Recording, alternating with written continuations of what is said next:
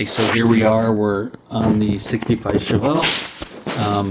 Disc brake conversion from the drum brakes. We got the drum brake unit off. The emergency brake is still connected. I'll get that a little bit later. So we've taken this off. Today we're going to clean up this flange and the axle tube a little bit. And then we're going to put on the new backing plate and the caliper bracket. That's going on. And then we're going to, after that, we can put the gears back in the differential. Looking forward to that. So you got all those parts right there. And so that's the plan for today.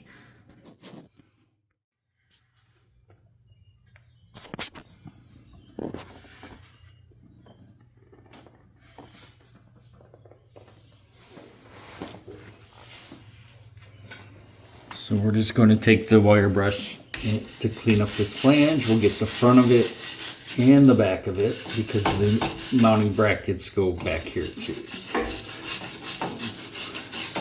You can use a wire brush on your drill.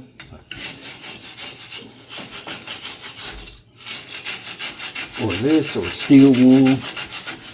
Maybe even some kinds of sandpaper there. But cover up your housing here because your bearings are right there. You don't want to get debris inside the bearings.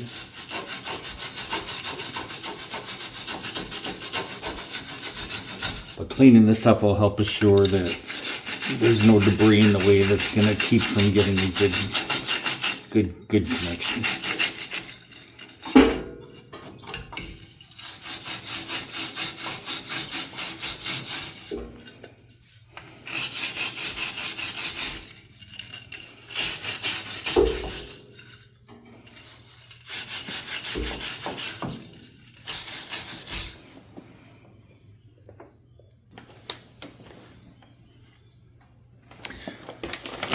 We got that fairly well cleaned up. We're going to put on the backing plate, dust shield, whatever you might want to call it. So this has to go on before the axle goes on because obviously the axle, you can't put this over the axle. And the opening for the caliper needs to face the back of the car.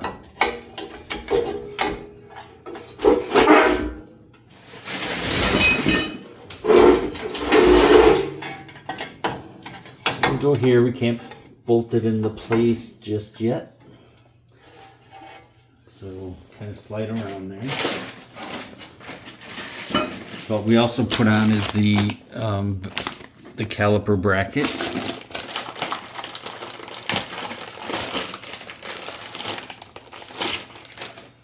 So as you can see, this has a machined surface here, the other side doesn't over here. So this machined surface will match up. I'll take this back off. Will match up with the flange here, just like that. This will go over here, but my instructions do say to add this 1/4 inch spacer. So this will actually go back here like that.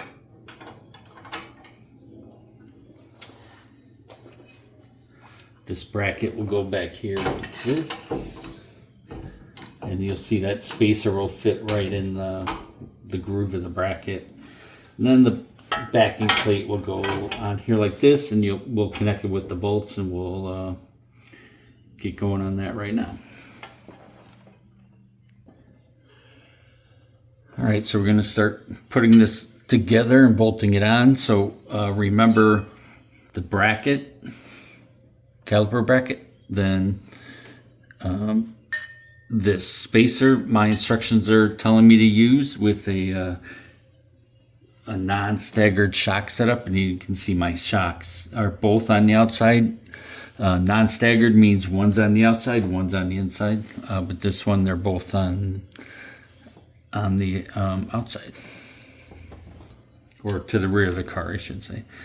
So anyway, so this will go here, and you can tell this is the easy way to know which way this spacer goes because it matches exactly the bracket. So just like that. And it goes in the machine groove. And the opening faces the back. And this all attaches to the back of the flange.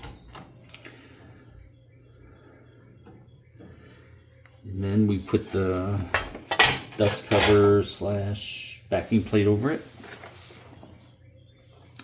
Then we start putting the bolts in to hold it in place. There's one.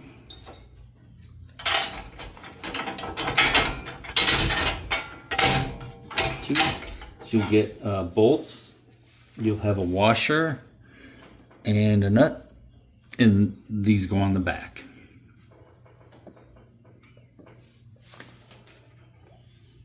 But first you get 3 of these, and this third one goes up in the front here. You don't need the fourth one.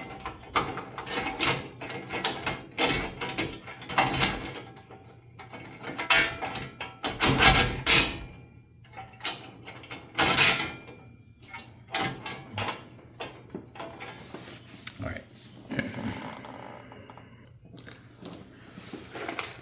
Okay, so we're hand tightening the bolts to the back of the plate.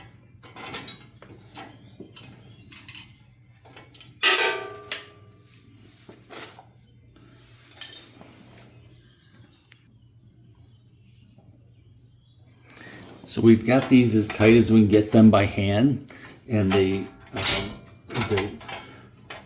which is only a little bit because they're a type of a locking bolt, so they're really tight to tighten down. So if you have a impact wrench, it's the best way to do this.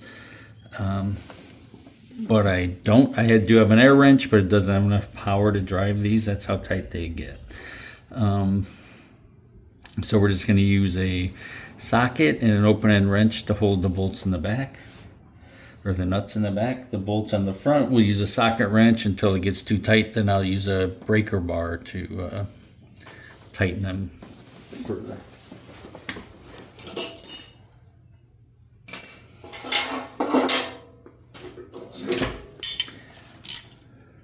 So both are 9/16. Both the nut and the bolt. I recommend using the open end, not the closed end, because it could jam in there and it'll be difficult for you to get those out.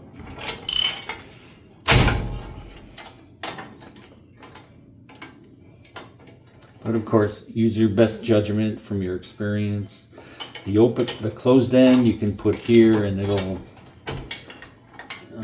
hold up against the axle housing, so you don't have to hold it. It's so tight you're not going to be able to hold it.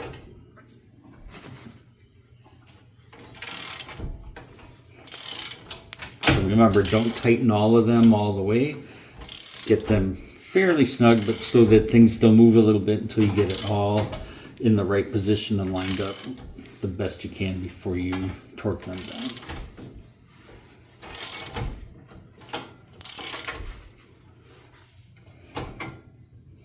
Still a long way to go. So I'll stop the video here, and we'll do all 3 like this until I get to the breaker bar, and then I'll show you how I do that.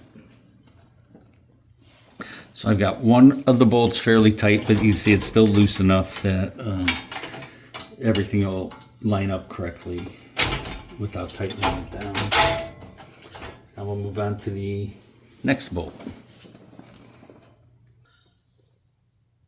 Okay, one issue we're encountering is this bottom bolt is too long, so I can't tighten it all the way because you see it's butting up against that shock mount.